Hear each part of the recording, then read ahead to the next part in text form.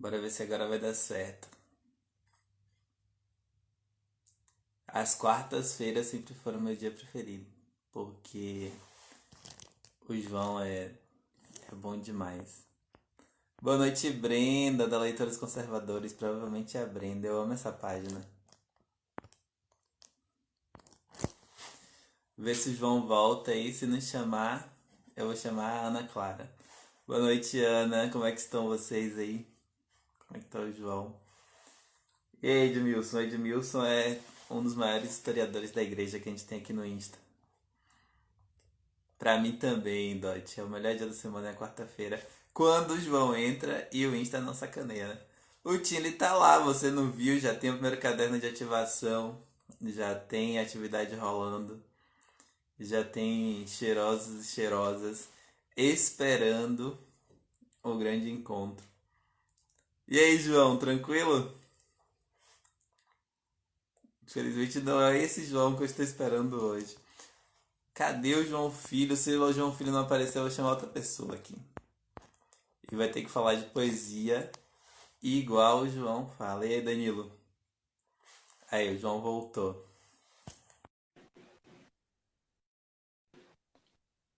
Então, para quem não sabe, todas as quartas a gente faz um percurso. Agora foi. Agora foi, muito bem. A gente faz pela poesia brasileira. Oh, Então, com este grande é, eu, poeta eu- que é o João Filho. boa noite a todos, tudo bom, Melk? Eu tive que trocar de Tudo celular, entrei bem? pelo celular de Alex, né? Ah, agora tá de boa. Eu É o vou seu colocar. celular que é baiano demais. Eu fiz alguma coisa errada com o meu celular e não deu, não sei o que acontece, que não aparece minha cara, Poeta só não minha sabe voz. fazer essas coisas, né, João? Poeta não Pois serve pra essa é. vida. Deixa eu ver se eu consigo um carregador aqui, porque senão a bateria tá indo embora. Você me arruma o seu Beleza, deixa eu carregador? fixar aqui o tema de hoje, que é O Bicho do Manuel Bandeira. Esse cara aqui, né? Só um Que é um minutinho. poema belíssimo, muito simples e muito bonito. Pronto, está fixado. Pronto, só um minutinho.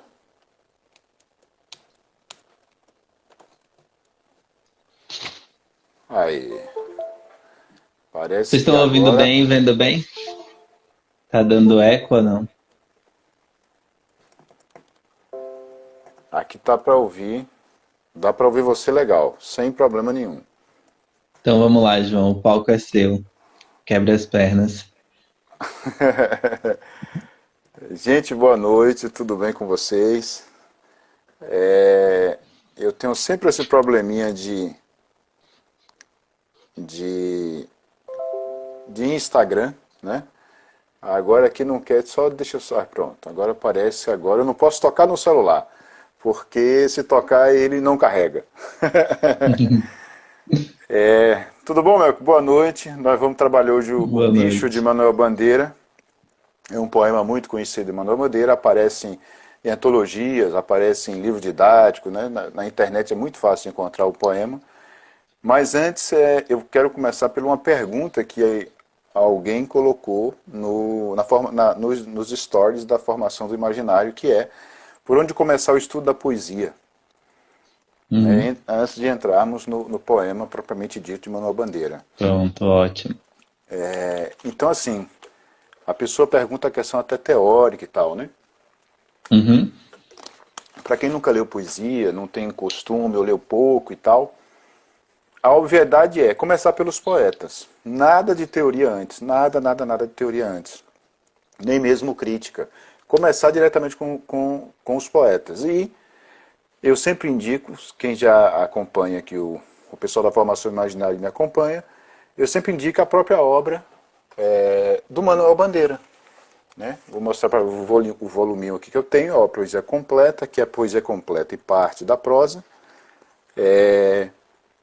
Porque é o seguinte, é um poeta, tecnicamente, com muitas aspas, simples, mas é um poeta que vocês vão conseguir, digamos assim, se familiarizar com mais tranquilidade.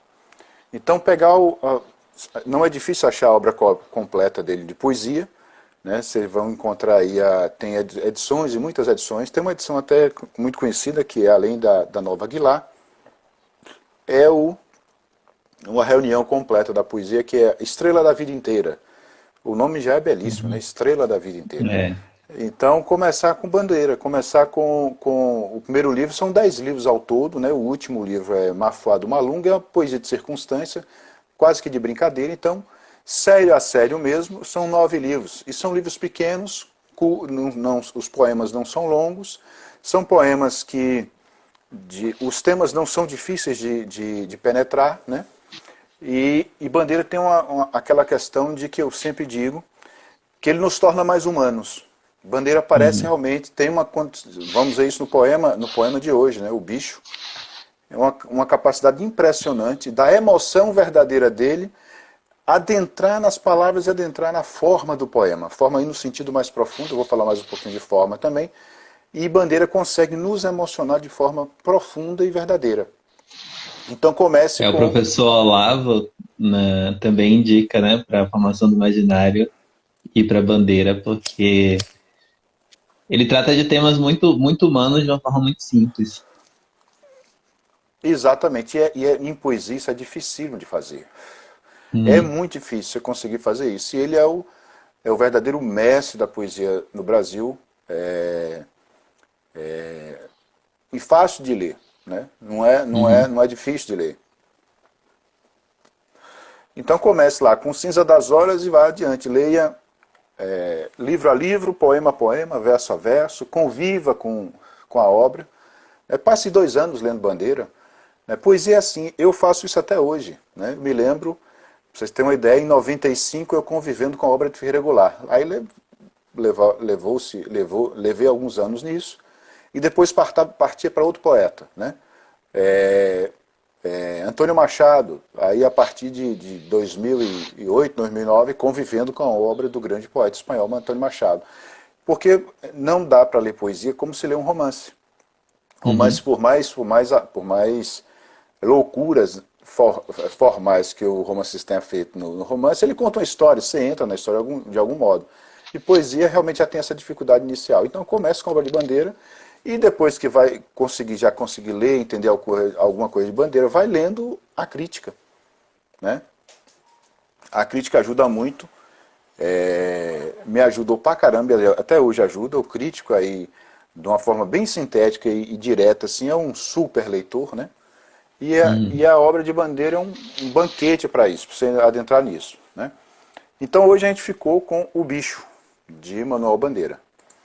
Eu vou ler o poema todo, o poema é curtinho, pequenininho, e depois a gente conversa sobre o poema. Então, o bicho. Vi ontem um bicho na imundície do pátio catando comida entre os detritos. Quando achava alguma coisa, não examinava nem cheirava. Engolia com voracidade. O bicho não era um cão, não era um gato, não era um rato. O bicho, meu Deus, era um homem. Você vê que de cara dá para perceber que é em verso livre, né? Não tem nada metrificado, mas tem uma musicalidade interna impressionante, né? E a primeira questão técnica, né? Observe como tem na primeira e na segunda estrofe o tanto de i que tem, né? É uma vogal aguda, né? Vi, bicho, imundície, pátio, comida, detrito, tudo na primeira estrofe. Na segunda, coisa, examinava, cheirava, engolia, voracidade, ao tanto de abundância da vogal i, que dá aí uma sonoridade aguda, né? Veja que não tem exatamente rima no poema. Tem uma rima discreta, a chamada rima toante, aquela rima de raspão, né, que parece que não rima, é diferente da rima consoante, a rima mais visível, por exemplo, amor e dor, né? Mais, demais, aí é a rima consoante. A rima toante é aqui, bicho, detrito, né? Você vê que não rima exatamente, dá uma raspada, assim, é de tom, essa é a rima de tom. Mas ele faz de tal forma, as palavras estão em tal ordem, tal arranjo no poema como um todo, que parece que tem uma música, e tem mesmo. Né? Então, relendo para você perceber de novo a música. Vi ontem um bicho na imundície do pátio, catando comida entre os detritos. Não parece não é bem musical, Melk? Né? Quando achava alguma coisa, não examinava nem cheirava, engolia com voracidade. O bicho não era um cão, não era um gato, não era um rato. O bicho, meu Deus, era um homem. E veja que no último verso, o poema todo parece um poema de espanto e indignação, né? O cara viu um sujeito comendo, viu algo, que ele só vai dizer no último verso, comendo lixo, né? E veja que o bicho, um animal, um gato, um cachorro, ele examina ainda, dá uma cheirada, vê qual é o que menos ruim e come. E aqui não, esse bicho que ele viu no pátio, ele engolia com voracidade. Esse sujeito desceu à condição mais baixa ainda do que um animal, né? E no final ele diz aí que é um homem. E não coloca não tem exclamação. Todo o poema parece exclamativo, mas o último verso é um ponto final, né? O bicho, meu Deus, era um homem. E aí, lendo e relendo esse poema, e numa aula, um aluno começou a chorar com esse poema. Porque ele se lembrou de uma senhora que ele viu na mesma situação, comendo lixo, né? E ele começou, aí eu comecei a pensar numa coisa desse poema. Peraí, esse poema está me dizendo algo que eu ainda não percebi. Veja que as leituras da crítica sobre esse poema, e até leituras recentes, o pessoal chega a falar em fome do Nordeste, né? Porque o poema é de 1947, a grande fome, não sei o quê, e o pessoal do Nordeste indo para o Rio de Janeiro, né? Que o poema Manuel Bandeira era pernambucano, mas morou muito tempo, a vida inteira no Rio de Janeiro. E eu falei, tá, tem aí, num primeiro momento, uma visão sociológica do poema. Mas eu fui percebendo, falei, não, tem algo mais aqui que eu ainda não percebi. E uma coisa que eu percebi é o seguinte, né? Que percebam que a crueza do fato narrado, né?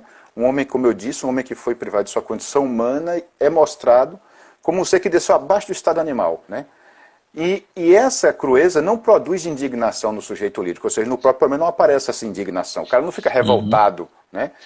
Mas é o contrário, o poema mostra inteiramente a compaixão. Então é um poema de compaixão, não é um poema social. Ele está descrevendo um fato social, mas é pura compaixão, né? Então, assim, e podemos aqui realmente pensar o seguinte, né?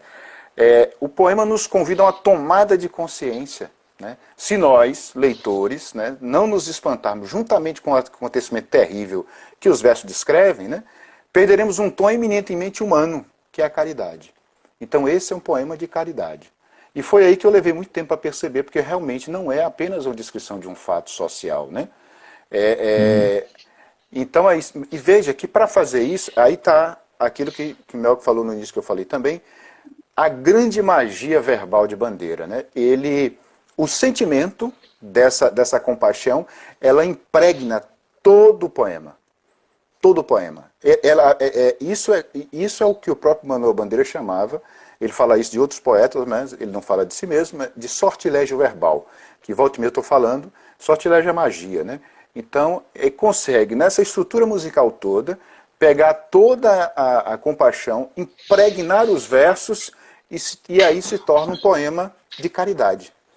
Que aí você dá para perceber Ele podia falar disso aí deprimido ou revoltado, né? Eu estava lendo ontem para alguns alunos o Elegia 1938 do Drummond, que é aquele trabalho sem alegria para o mundo caduco, onde as formas e as ações não encerram nenhum exemplo. E aí no final ele fala, aceitas a chuva, a fome, a injusta distribuição, porque não pode sozinho dinamitar a ilha de Manhattan. Tem uma revolta, né? Assim, pô, tá tudo errado no mundo e a gente não pode resolver porque não dá para matar esses malditos capitalistas. Esse poema também é belíssimo, mas tem uma revolta no final, né? Tem a injusta distribuição que a gente não pode resolver porque não dá para dinamitar a ilha de Manhattan. E no poema do Bandeira, não. Tudo é concentrado neste homem. Exatamente. Você vê como eu chamei a atenção do último verso. Ele poderia dizer assim, veja que o ponto final, o verso é exclamativo, mas ele não pôs exclamação, né? Poderia ser lido assim, o bicho, meu Deus, era um homem, né? Exclamando, que coisa baixa, um homem comendo lixo. Aqui não, é pura compaixão. O bicho, meu Deus, era um homem. Né? Veja que o tom muda, né? Então, o poema inteiro é um convite para sermos mais solidários no sentido de compaixão divina, como o Victor colocou aqui, a caridade é divina, poema de compaixão. É exatamente isso. Então, é um poema que nos chama para sermos mais caridosos, né? E veja que como Bandeira consegue com essa coisa maravilhosa, exemplar aí, com versos muito simples, né? Tem toda uma musicalidade e tal, é verso livre, não é verso metrificado, não tem nenhuma métrica aí, né? Ele era um mestre, um monstro do domínio da métrica, mas não era isso que ele queria. Aquele que é outra coisa na questão formal, né? Então o poema nos convida a ter uma tomada de consciência, né? Como eu disse, nós temos ele diz assim, olha, eu estou aqui observando esse homem, o poema foi escrito assim, desse modo aí, simples e tal, mas é para que vocês não fiquem indignados, mas vocês se tornem mais caridosos. Então é um poema de compaixão.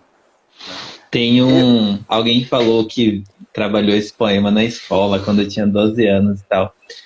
E sempre quando a gente pega esse poema, principalmente na escola, a gente tem que dar aquela atenção sociológica, né? E sempre que você pega um poema para fazer, claro que você pode fazer uma leitura sociológica, uma crítica sociológica, mas isso é sempre uma redução da amplitude do poema. E infelizmente na escola a galera sempre quer trabalhar dentro dessa redução, né? Explicar Muito. tudo sociologicamente. E você vê que não, né? Que aqui, eu só percebi isso, é por isso que eu falo conviver com os poemas. Porque eu só percebi isso muito tempo depois. Eu lia, mas aí com um aluno que se tornou aqui um grande amigo meu, o Janderson, que é um capitão da polícia, ele começou a chorar. Veja, ele não escreve poesia, ele só quer ele é um estudante, ele quer estudar e cada vez mais, né? Uhum. Não quer escrever poesia, não escreve nada disso. Eu falei, epa, tem algo mais aí que eu não percebi. E foi nesse convívio que eu percebi essa questão da compaixão. Eu não tinha percebido antes, né? E veja que Bandeira é muito simples assim, mas nunca deixa de nos humanizar. Por isso que eu falo, Bandeira nos humaniza, né? É por isso que eu indico a obra poética completa. Vai convivendo com a obra, né? Diga, Mel, que O você ia falar alguma Bandeira coisa. tem talvez, né, ele tenha essa atenção maior, porque é um cara que cedo na vida foi marcado pela morte, né? Foi. Cedo ele falou assim, você não vai viver muito tempo. Ele recebeu um diagnóstico que não ia viver muito tempo. E contrariando a expectativa médica, ele viveu pra caramba. Viveu. Mas, assim, a qualquer momento ele tinha essa sensação, né? Viveu assim, pô, a qualquer momento eu posso morrer. Eu não lembro o que que ele tinha especificamente. Acho que era um problema no pulmão, Tuberculose. isso. E aí teve esse diagnóstico e contrariou e viveu. Mas assim, talvez esta marca, né? Esta coisa de você se defrontar com a morte muito cedo, amplie dentro de você uma atenção mesmo à humanidade sua e dos outros. E amplia mesmo. Bandeira assim, ironicamente, ele contrai tuberculose aos 18 anos, né? E ali o pai dele tinha uma condição e tal. Ele chegou aí para uma cidade na Suíça, a Clavadel. Quem já leu aqui A Montanha Mágica, ele descreve, ele é perto do famoso sanatório Davos, né? Da Montanha Mágica de Thomas Mann. Uhum. Mas ele vai em 2000, ou em 1913, em 1914, ele tem que voltar por causa da Segunda Guerra. E aí, ironicamente, em 4 anos, ele perde a mãe, a irmã e depois o pai. Então, é pouco tempo para perder 3 pessoas que ele amava muito, né? Uhum. E esse convívio com a morte trouxe essa sensibilidade maior, aguçou mais, realmente ampliou muito mais essa percepção das coisas sensíveis do mundo, né? Você vai ver Bandeira falar. Tem um poema, por exemplo, eu vou ler o poema, né, só Uhum. para vocês sentirem mais o sabor de Bandeira, chamado Meninos Carvoeiros. É verso livre também, está no livro O Ritmo Dissoluto, né? Se não me falha a memória, é o terceiro dele.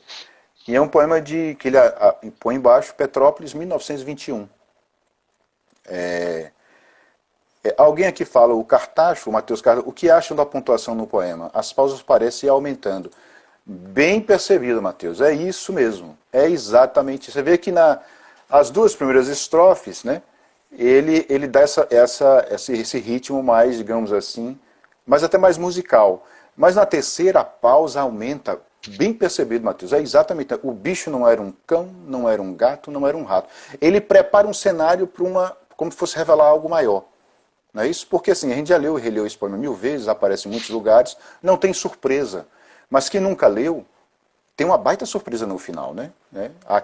Aquelas pessoas dadivosas que ainda não leram esse poema, não conhecem nada, e vai ler a primeira vez, e aí tem essa surpresa. Exatamente, Matheus, tem isso mesmo, né? Então, assim, meninos carvoeiros, veja, isso que o Matheus indicou aí, gente, tudo isso você tem que perceber no poema, né? Pausas, ritmo, imagem, sonoridade, porque o poema é tudo isso concentrado. Se no romance a coisa se espraia, o cara tem que contar uma cena e tal, tem que criar uma atmosfera para determinadas cenas, no poema não, ele condensa o máximo. E o máximo de condensação é que torna o poema mais forte e mais mágico, né? Então, o Meninos Carvoeiros, ele aqui vai falar, vai no meio do poema, em alguns pontos do poema, ele vai colocar a grafia de carvoeiro, como se fala, como o povo fala, é carvoeiro, ei carvoeiro, né? Então, meninos carvoeiros. Os meninos carvoeiros passam a caminho da cidade. Ei carvoeiro, e vão tocando os animais com um relho enorme. Veja que começa muito simples, né? Está descrevendo uma cena de crianças que trabalham. E aí vai para a segunda estrofe. Os burros são magrinhos e velhos. Cada um leva 6 sacos de carvão de lenha. A aninhagem é toda remendada, os sacos de aninhagem, né? Os carvões caem. Pela boca da noite vem uma velhinha que os recolhe, dobrando-se com um gemido. Veja o olhar de Bandeira. São crianças magras, sujas, num burrinho magro, sujo também. E aí o olhar do poeta. Uma coisa muito interessante de perceber é o seguinte, para onde o poeta olha, né? Você veja que Melk citou aí o caso de Drummond. Ele olhou para um grande acontecimento e com revolta. Bandeira não olha com revolta. Ele olha para os acontecimentos minúsculos da vida e olha com muito amor, e no caso aqui o bicho, com compaixão, né? Então, os meninos carvoeiros estão lá e o restinho veja que já são pobres, mas tem gente mais pobre ainda que esses meninos. O carvão que cai dessa aninhagem está toda remendada, dos sacos estão remendados, né? Pela boca da noite vem uma velhinha que os recolhe, dobrando-se com um gemido. Ê, carvoeiro! Só mesmo estas crianças raquíticas vão bem com estes burrinhos descadeirados. A madrugada ingênua parece feita para eles. Pequenina, ingênua miséria. Adoráveis carvoeirinhos que trabalhais como se brincasseis. Ei, carvoeiro! Quando voltam, vem mordendo um pão encarvoado, encaraptados nas alimárias. Alimária é burrinho, né? Apostando corrida, dançando, bamboleando nas cangalhas, como espantalhos desamparados. E é esse o poema. Veja aí onde Bandeira foi buscar, direcionou o olhar dele e foi buscar poesia. Em meninos sujos, pobres, miseráveis, né, como ele diz aqui, ingênua miséria. E do burrinho também, e uma velhinha que ele coloca esse verso entre parênteses, né? Uma velhinha que vai recolher, é mais pobre ainda que esses meninos, e vai recolher o carvãozinho que cai do saco furado. Então olha aí o olhar de amor e de caridade de Bandeira sobre essas crianças e sobre essa velhinha, né? Então assim, veja como é um poema em verso livre, mas o olhar do poeta é caridoso. Em Bandeira é muito assim. Ele vai se deter na aranhazinha, né? É a grande ternura de Bandeira. É uma ternura doída, dolorosa, mas ao mesmo tempo caridosa, né? Alguém está perguntando, estou falando alguma coisa aqui. É a Josiane, quem mais vive experiências marcantes possui muito mais conteúdo de verdade para construir e partilhar. Com certeza Bandeira foi um expoente também nesse aspecto. Ah, com certeza. Foi exatamente, Josiane. É Tem isso mesmo. tem uma coisa interessante no que você estava falando de que ele perdeu, né, a mãe e a irmã. Que o Bandeira conviveu por um tempinho com o Machado de Assis, que também sofreu muitas perdas. Perdeu a irmã, perdeu a mãe, perdeu o pai. Mas o Machado, ele constrói um olhar mais cínico, né, depois É, desse sofrimento mesmo. Ele passa pelo sofrimento, um sofrimento também interno, porque ele também tem uma doença, também sofre, ele é gago, ele é epilético. ele é negro numa sociedade que está começando a sair da escravidão.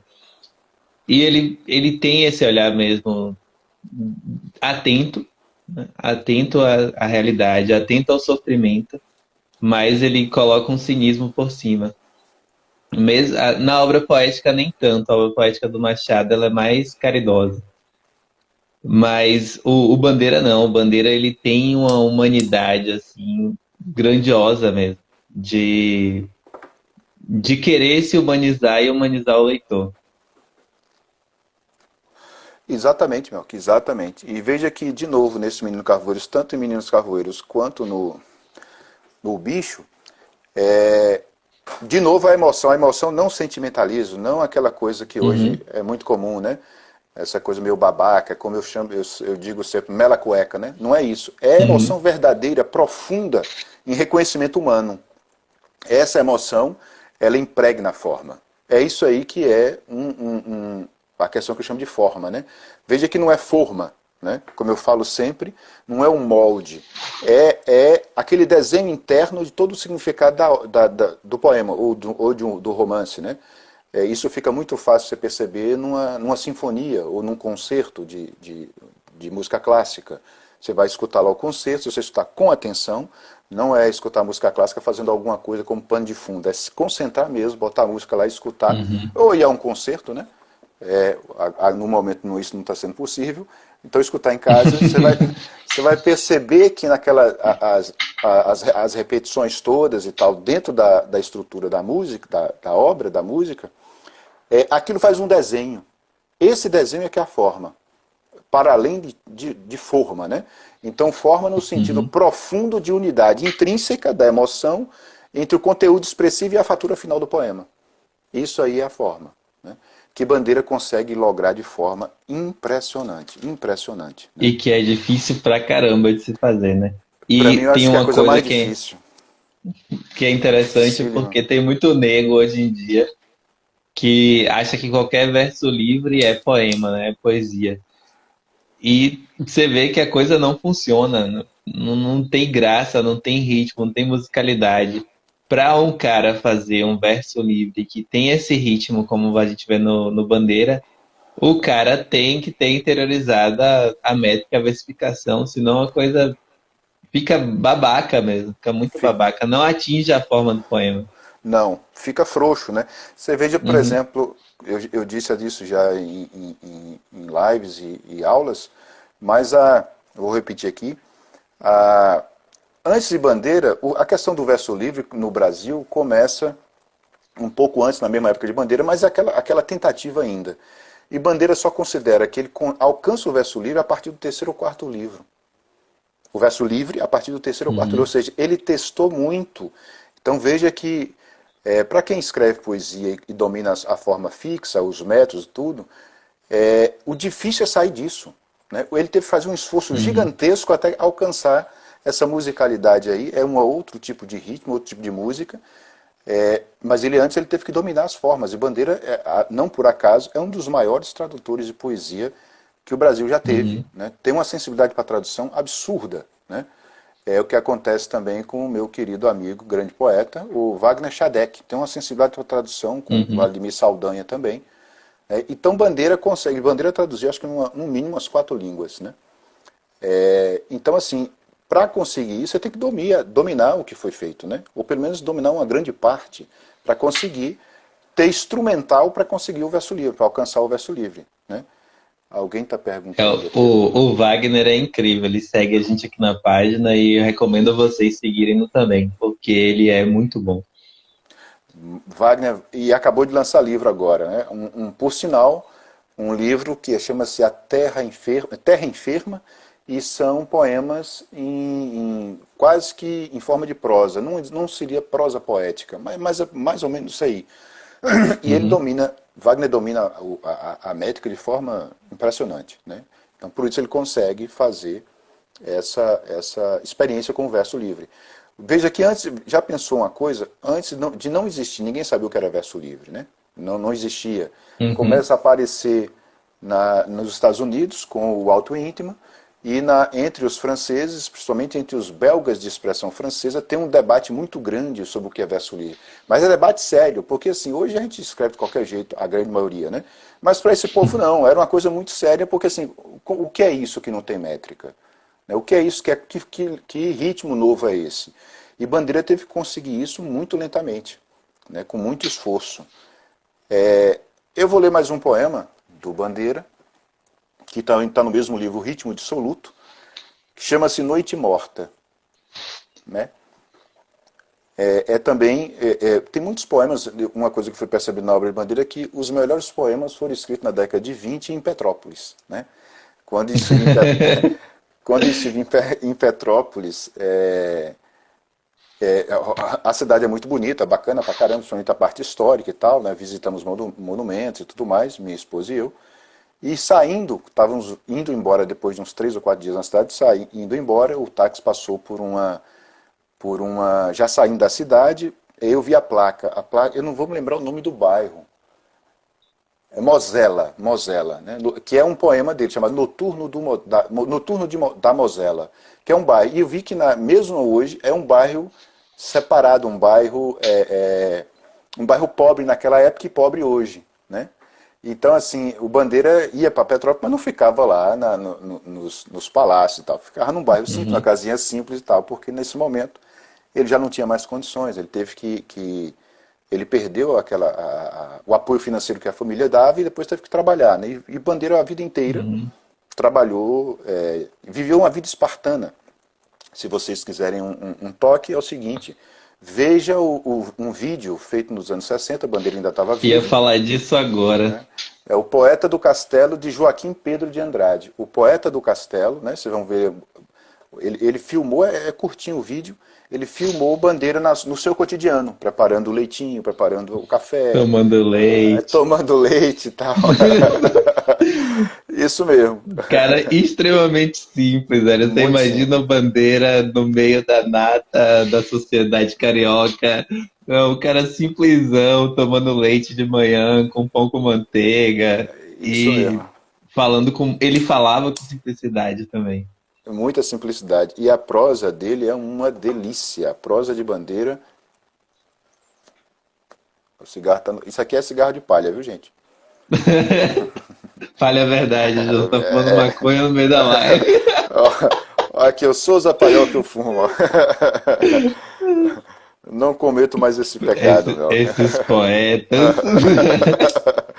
Não cometo mais esses pecados. Então vou ler para vocês Noite Morta. É também um poema lá de 1921, escrito em Petrópolis, né?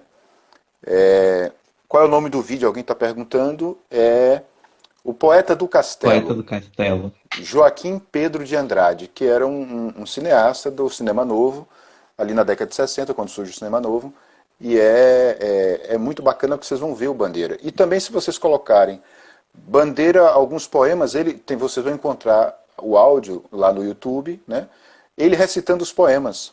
A voz lá, a vozinha grave, tossindo sempre, porque foi uma coisa, um resquício ainda da tuberculose. Toda vez ele ainda está dando uma tossidinha e tal, aquela coisa, porque a tuberculose quase matou ele mesmo, né? Aí, o F.F. Lorenza, O Poeta do Castelo, Joaquim Pedro de Andrade. Joaquim Pedro de Andrade. Então, Noite Morta. Noite morta.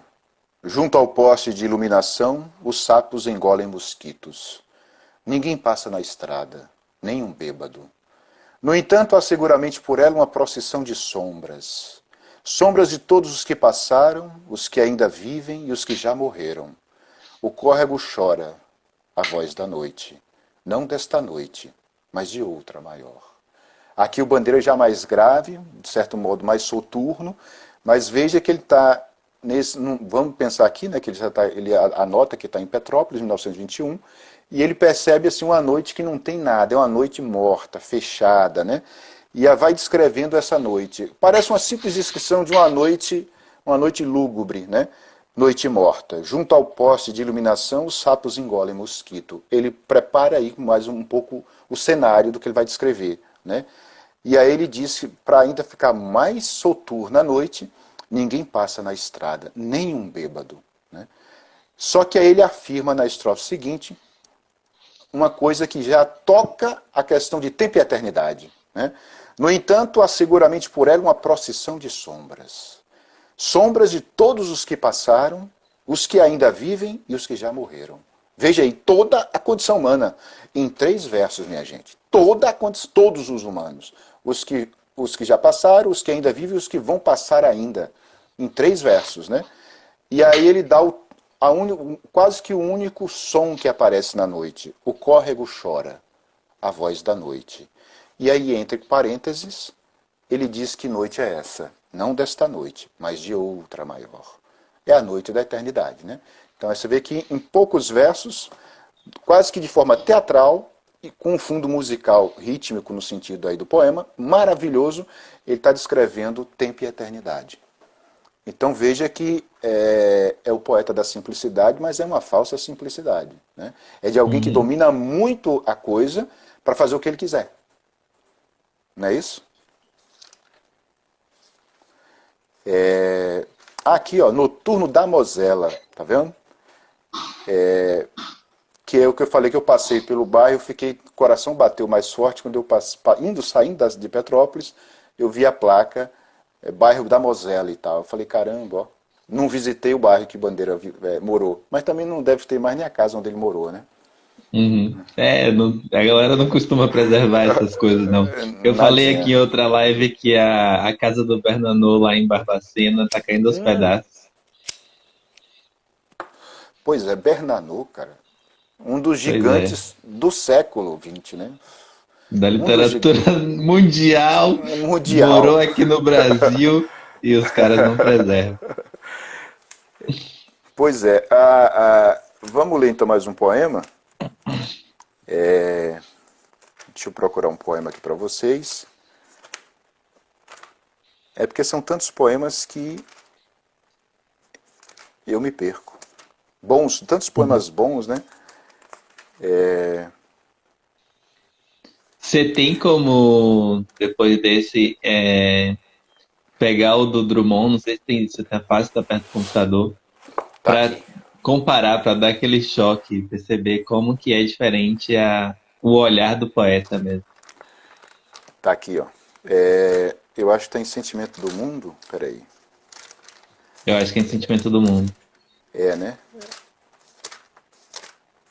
Só um minutinho.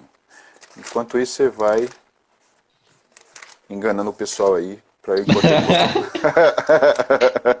Vou falar o que que eu almocei hoje, quanto o Benjamin me encheu o saco. Alguém fez uma pergunta que eu acho que eu vou para aquela pergunta. Eu vou falar a minha impressão e depois o João fala dele. Alguém perguntou se a gente acha que o poema deve servir de base para a sistematização da norma gramatical, devido à grande complexidade de formas desse gênero textual. Olha, eu acho que no momento não. Claro que toda linguagem surge primeiro na estrutura do poema, né? Toda literatura no mundo inteiro, em qualquer lugar, numa tribo, sei lá, aqui no Brasil, ou na literatura grega, surge em forma poética, dentro de um rito, de um culto, de uma música. Então, a tradição literária sempre começa e se consolida assim. E aí todas as gramáticas também vão partir disso. Mas depois, quando ela já está bem estruturada, eu acho que tem de se partir dos escritores que não precisam inovar tanto, né? Dos que são mais técnicos. Não sei se o João concorda comigo. Concordo plenamente, é isso mesmo. Você veja que uma das gramáticas que eu tenho aqui, do Celso Cunha, ele usa muito exemplo de escritores. E como os escritores como é que se faz? Contrariam a norma, mas, claro, com domínio já da norma. Não tem como você desconstruir sem saber construir. Então, assim, no caso de um Bandeira, você vê que ele coloca, por exemplo, grafias de como se fala, né? Carvoeiro, em vez de carvoeiro, carvoeiro, né? E tem muita coisa assim nele. Concordo plenamente, é isso mesmo, Mel. Eu achei o poema aqui do Drummond. Elegia 1938, do livro Sentimento do Mundo. Se não me engano, acho que é o segundo ou terceiro de Drummond. É só para vocês compararem como que o olhar é diferente do olhar de Bandeira. E até mesmo a construção toda, né? A construção do Drummond é mais Uhum. áspera, né? E o olhar também é É, muito mais áspero. é. Então, Elegia 1938. Trabalha sem alegria para um mundo caduco, onde as formas e as ações não encerram nenhum exemplo. Praticas laboriosamente os gestos universais. Sentes calor e frio, falta de dinheiro, fome e desejo sexual.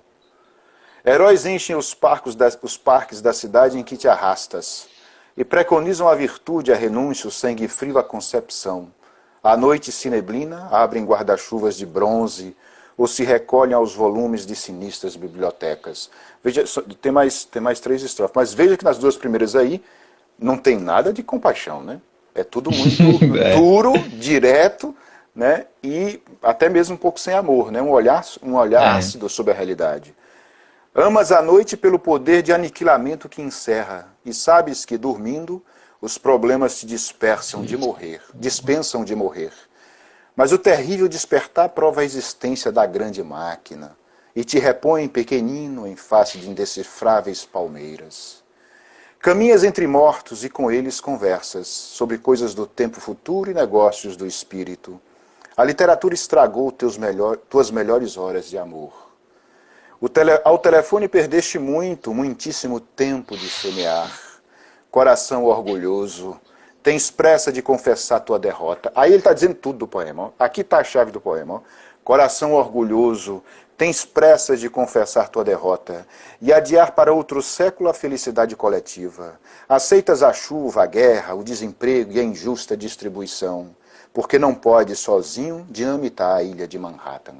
Veja que o poema inteiro é um poema de revolta. É todo Hum. revolta, né? Que é um traço comum da poesia de Drummond. E vai ser sempre assim. Em poucos momentos você vai ver esse olhar caridoso. Né? E Diga, que tem uma Melk. aproximação com o bicho, né, no tema, assim, uma coisa injusta na dinâmica da sociedade. Alguém que está abaixo, sofrendo por causa de injustiça mesmo, de uma distribuição injusta, de uma coisa que não é igualitária, mas ele está revoltado com a situação. E te convida a essa revolta, né? O convite é isso. A elegia é para te convidar a participar dessa revolta junto do poeta, do eu lírico. E em Bandeira, não. Em Bandeira é assim, como se fosse um pai pegando na sua mão, te mostrando, ó, meu filho, isso aqui que está acontecendo, como que é injusto, como que é triste, e te chamando a atenção para olhar para aquilo. Perfeito, Melk. É isso mesmo. Se fosse assim, fazer uma síntese, o olhar de Bandeira é um olhar cristão. O olhar de Drummond Uhum. é um olhar de comunista. É. Porém, é um grande comunista. Você vê, eu amo esse poema, Elegia É lindo, 1938. é lindo. É crítica social foda de verdade. Não Isso é é. crítica social que a gente vê por aí, é crítica social das boas, porque a forma é muito bonita e muito bem feita, mas é um olhar comunista. Veja, isso, olha para você tocar nisso, meu, que não é porque tem um olhar comunista que o poema não tem que ser lido e tem que ser apreciado, Uhum. porque é um belíssimo poema, é fortíssimo. É. Drummond, na minha pobre opinião, Drummond é o maior poeta da língua portuguesa no século XX, né, no Brasil, né? No Brasil é o maior, assim, eu falo enquanto realização estética, porque é impressionante o homem, né? Ele traz, Uhum. eu já tentei definir a poesia do Drummond mil vezes, e eu sempre caio na mesma imagem, volto sempre à mesma imagem, tentando, teoricamente, definir. É claro que não dá para definir uma poesia, faz alguns comentários, né? Toma alguma Uhum. perspectiva crítica e tal, mas seria assim, nos melhores momentos, né? Dá tempo ainda ler um poema de Drummond? Dá sim. A gente Então, ainda tem 13 minutos. pronto, ó, vou ler Dá tempo até de você fazer propaganda do seu livro, João. Então eu Tem vou que fazer assim. aproveitar. Drummond que me perdoe, eu vou fazer propaganda do meu livro. Gente, acabei de lançar esse livro, chama-se Um Sol de Bolso, saiu pela editora Mondrongo. Vocês podem procurar no site da Mondrongo, né? Dá para entrar e comprar por lá, e também dá pelo Hotmart, que eu tenho uma conta, mas eu estou preparando ainda, tá meio bagunçado, mas a culpa é minha mesmo, eu não consegui preparar ainda o material para colocar no site e vocês comprarem pelo Hotmart. Mas o livro é esse, Um Sol de Bolso, né? E aqui eu acho que na questão de olhar, veja, essa apenas questão de olhar, não estou me comparando com esses grandes porque realmente eu não chego aí à altura de Bandeira e Drummond. E aqui não vai nenhuma humildade falsa, não, é porque realmente eu acho que eles são ápices da língua poética no Brasil, né? Mas aqui na questão de olhar, meu olhar é mais próximo ao de Bandeira do que de Drummond. É um olhar mais de compaixão e de amor pelo mundo observado e pelos seres, né? E aos seres observados. Eu Vou puxar seu saco aqui agora, João. João tem a simplicidade do Bandeira e a plenitude no olhar de um Bruno Tolentino. Pô, aí, ó. Para a live, acabou a live. Acabou a live. Muito obrigado, isso aí. mano. Muito obrigado. Pra vocês perceberem, por exemplo, em verso livre. Colocar as coisas num panorama assim, bem grandioso mesmo. Muito obrigado, meu. Esse poema chama-se Tarde de Maio, está no livro que eu mais amo de Drummond, chamado Claro Enigma. E é um poema em verso livre. Ele vai citar aqui uma expressão em latim no meio da primeira estrofe, chamada dijecta membra, que os dijecta, ou seja, membra é o corpo despedaçado, né? É uma citação de um poema de Horácio. Então, Tarde de Maio. Como esses primitivos que carregam por toda parte o maxilar inferior de seus mortos, assim te levo comigo, tarde de maio. Quando ao rubor dos incêndios que consumiam a terra, outra chama, não perceptível e tão mais devastadora, surdamente lavrava sobre meus traços cômicos e uma dijecta membra, deixava ainda palpitantes e condenadas no solo ardente porções de minha alma, nunca antes nem nunca mais aferidas em sua nobreza sem fruto.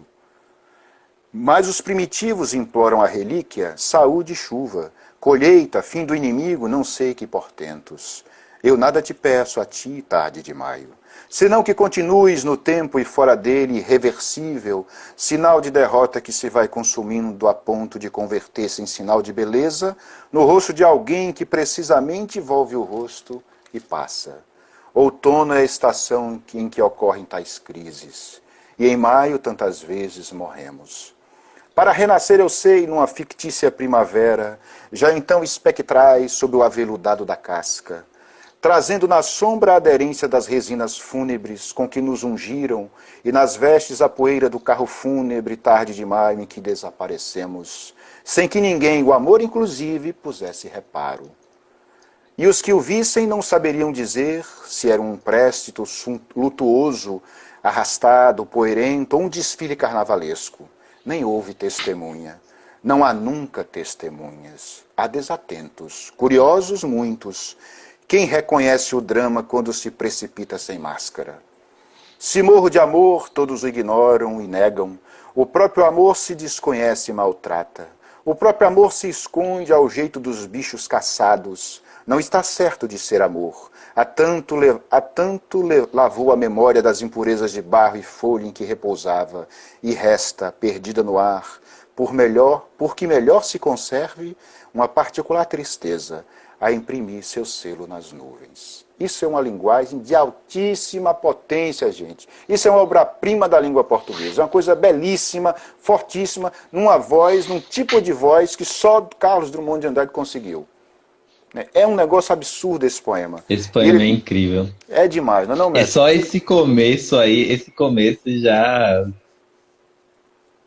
Nossa senhora, não tem nem como falar. É demais, é grande mesmo. Então, assim, é por isso que eu falei que, em realização estética, é o maior da língua no Brasil em poesia, né? A obra toda é muito grande e tal, ele tem muitos desníveis, mas se vocês, o que eu recomendo sempre, pegue sempre a antologia dele, né? Essa antologia aqui é fácil de achar, barata, né?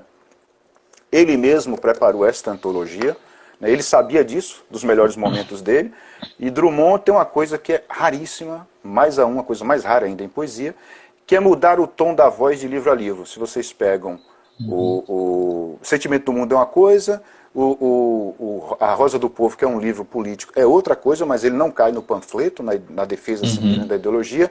E você pega Clara Enigma, é uma outra coisa. É mudança de tom assim que beira a genialidade. Então, esse poema Tarde Demais, vocês viram aí, né? É claro que muitas vezes não é um poeta fácil, como eu digo sempre, o que é fácil é caro, não é barato, né? Você tem que fazer um esforço. Está aí Melk com a formação do Imaginário ajudando vocês aí a ler os grandes livros, porque é difícil mesmo, né? O que é muito fácil, o preço também é pouco, né? Então tem que subir até essas grandes realizações aí, artísticas, humanas. E esse subir demora mesmo, né? Isso. É isso mesmo, João. Então, não sei se tem mais alguma coisa para falar, Não, eu acho que eu já mas eu falei estou demais. felicíssimo. E na quarta-feira que vem a gente volta no mesmo horário, no mesmo bate-horário, bate-canal, Pronto. o João vai escolher alguma poesia, lembrando que hoje é 440 anos da morte de Camões, então não tem dia melhor para vocês lerem um pouquinho de poesia. A gente vai colocar também alguma coisa agora lá no Telegram do clube. E obrigado, João. Eu que Obrigado e agradeço, Melk. comprem o livro do João, senão a gente para de fazer live. boa chamada. Isso. Valeu, gente. Valeu, Melk. Muito obrigado. Fiquem com Deus e rezem sempre. Obrigado, fiquem com Deus e rezem sempre. Isso aí. Deus abençoe. Amém.